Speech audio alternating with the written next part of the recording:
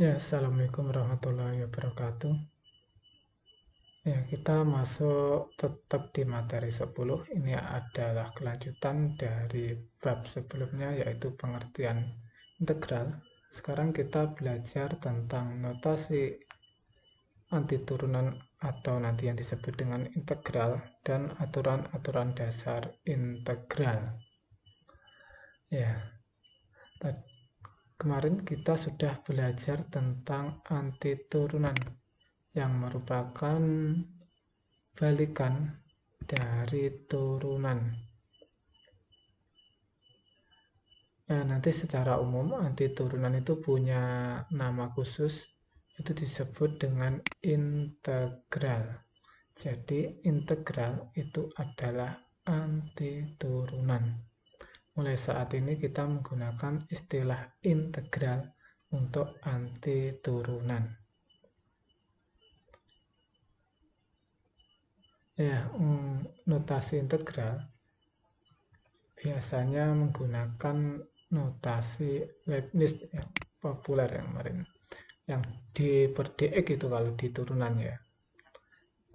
Secara umum lambangnya nanti seperti ini. Ini adalah seperti S. Ini sebenarnya huruf S, seperti huruf S ya. Nah, tapi ditarik. Nah, huruf S yang ditarik, lambangnya seperti itu. Mengapa seperti itu? Nah, karena ini ada hubungannya dengan ini. Sum. Apa itu sum? Ya, jumlah. Nanti di bab akhir integral kita akan memahami mengapa simbolnya adalah seperti huruf S yang ditarik. Ya, sekarang karena integral adalah antiturunan dan lambangnya seperti ini, maka definisi dari antiturunan F adalah, kita sebut F besar adalah antiturunan dari F kecil. Maka F turunan F besar aksen X sama dengan F kecil X. Nah, bentuk seperti ini bisa kita tulis jika F besar adalah X, jika F aksen X, F besar ya, sama dengan Fx, maka kita bisa menulis integral, dibaca integral dari Fx dx, jangan lupa ada dx-nya, sama dengan F besar X ditambah C. Maksudnya apa? Maksudnya adalah jika Fx ini, Fx diturunkan, nah ini Fx diturunkan nilainya adalah Fx kecil. Fx besar apabila diturunkan nanti nilainya adalah Fx kecil. Itu ditulis integral dari Fx dx sama dengan Fx besar ditambah dengan C. Nah, jadi di sini bisa kita simpulkan integral Fx dx apabila kita turunkan d per dx ini lambang turunannya, nanti sama dengan integral dari turunan Fx yang sama dengan Fx. Nah, seperti fungsi inverse tadi ya. Ini saling menghapus antara integral dan turunan, itu saling menghapus. Jadi contoh 1 dan 2 di atas bisa kita tulis seperti ini. Integral dari x kuadrat sama dengan 1 per 3 x pangkat 3. Kenapa? Karena 1 per 3 x pangkat 3 turunannya adalah x kuadrat. Sementara yang contoh 2, integral dari 4x pangkat 3 dx, jangan lupa dx-nya selalu diikuti ya nulisnya, sama dengan x pangkat 4 plus c. Kenapa? Karena x pangkat 4 itu turunannya adalah 4x pangkat 3. Nah, nanti jangan lupa harus selalu ditambah c. karena integral itu adalah antiturunan umum.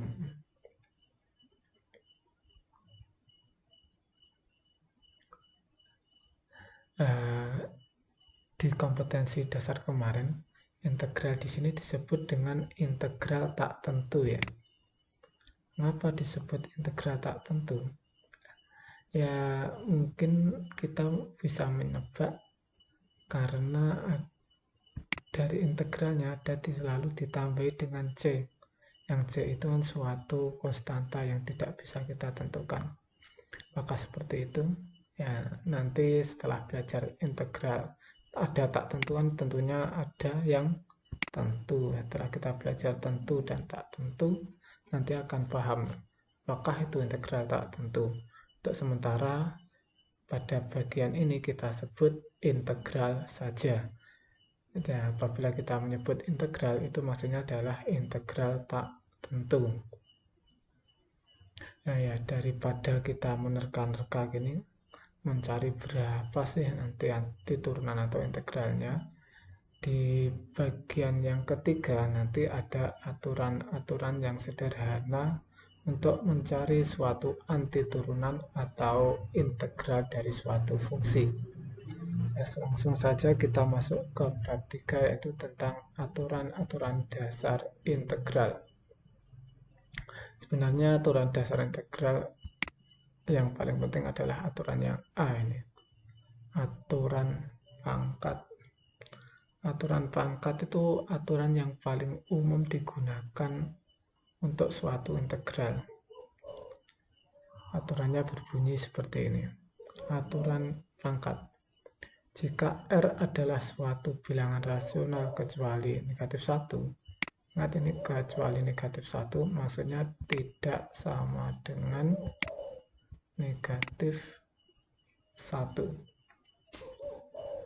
maka integral dibaca integral x pangkat R dx. Lihat, ini bisa dilihat R-nya itu adalah pangkat. Pangkatnya tidak sama dengan negatif 1. Tidak boleh negatif 1. Saya ulangi, integral x pangkat R dx nanti sama dengan x pangkat R plus 1 dibagi R plus 1 plus C. Nah, dengan ini adalah aturan yang paling umum. Maksudnya paling umum itu hampir selalu digunakan dalam masalah yang berkaitan dengan integral. Perhatikan di sini, apa ini pangkatnya adalah R plus 1. Juga dibagi dengan R plus 1.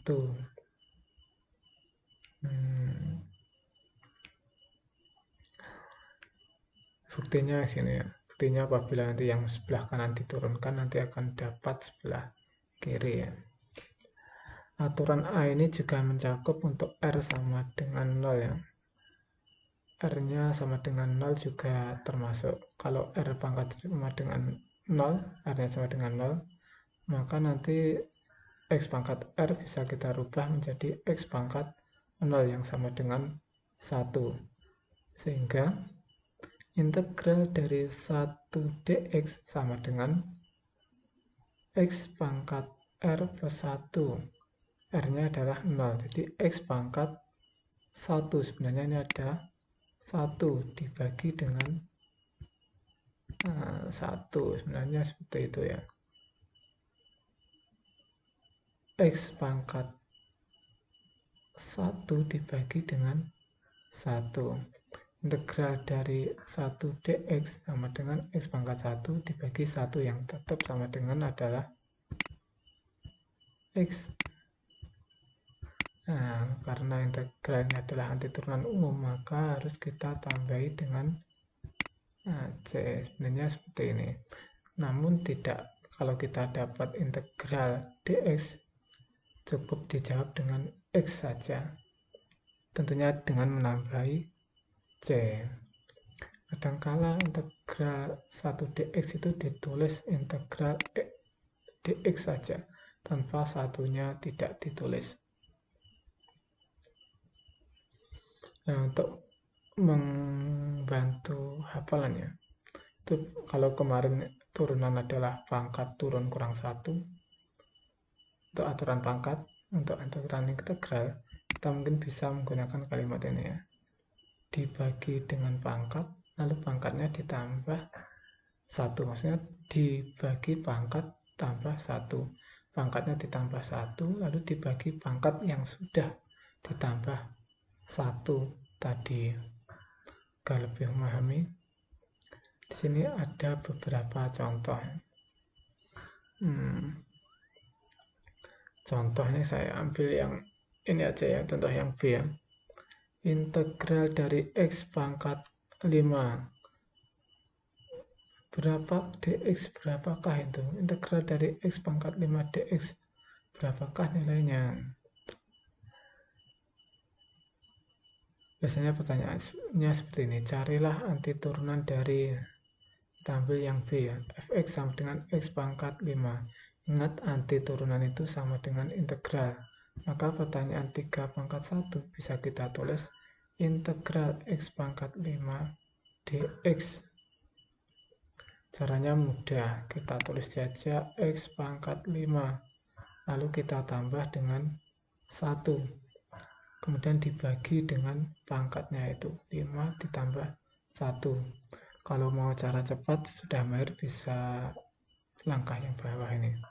X pangkat 5 kita tambahi 1, hasilnya X pangkat 6, lalu dibagi dengan pangkatnya, baru kita tambah dengan C. Itulah anti turunan dari X pangkat 5. Perhatikan, pangkatnya sama dengan pembaginya, nanti akan selalu seperti itu. Udah ya. Gimana Pak kalau pangkatnya itu negatif? Nah, pangkat negatif juga sama. Sini X pangkat negatif 6. Kalau ditambah 1 negatif 6 tambah 1 negatif 5. Baru dibagi dengan negatif 5. Pangkatnya negatif 5, maka pembaginya juga negatif 5. Atau secara sederhana bisa kita tulis negatif 1/5 X pangkat negatif 5. Yang pecahan juga sama, X pangkat 4/3. Ini juga bisa kita tulis menjadi 4/3, pangkatnya ditambah 1, yaitu jadi 7/3. Dibagi tetap dibagi pangkatnya 7/3, dibaginya juga 7/3, baginya sama ya. Nah ini baginya sama, pangkat dan baginya sama, karena dibagi 7/3 ini bisa kita balik menjadi 3/7. Mudah kan ya, aturan pangkat hampir sama dengan aturan dari turunan, namun dibalik, aturan dari turunan dibalik sebenarnya. Mungkin ada pertanyaan, mengapa pangkat sama dengan negatif 1 tidak boleh? Ya sebenarnya nanti boleh, tapi tidak boleh dengan penyelesaian aturan pangkat. Maksudnya aturan pangkat tidak berlaku untuk yang pangkatnya adalah negatif 1. Saya ulangi, aturan pangkat tidak berlaku untuk pangkatnya yang negatif 1. Nanti ada aturan sendiri, namanya fungsi transenden, kalau tidak salah ya. Belum waktunya, kalau sudah kuliah nanti akan diajari tentang itu.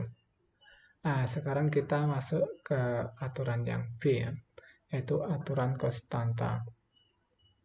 Aturan konstanta ini mudah. Bunyinya seperti ini, jika K adalah suatu konstanta, maka integral dari K dx sama dengan Kx plus C. Maksudnya seperti ini, apabila nanti ada suatu konstanta, maka kita tinggal menambahi konstanta itu dengan variabel X saja. Dan ini ditambah dengan variabel X saja. Contohnya fx-nya 10.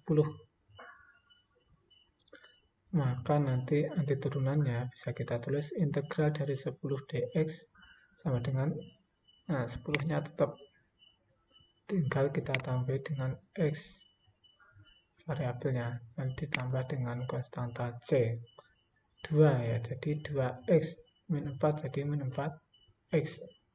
Hanya seperti itu ya, aturan konstanta mudah ya. Akar 5 ya jadi akar 5x.